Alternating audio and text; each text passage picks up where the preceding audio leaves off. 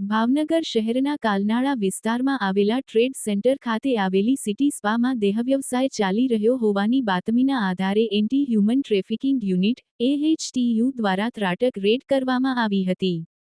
તેમાં પોલીસ દ્વારા સ્પા માલિકની ધરપકડ કરવામાં આવી.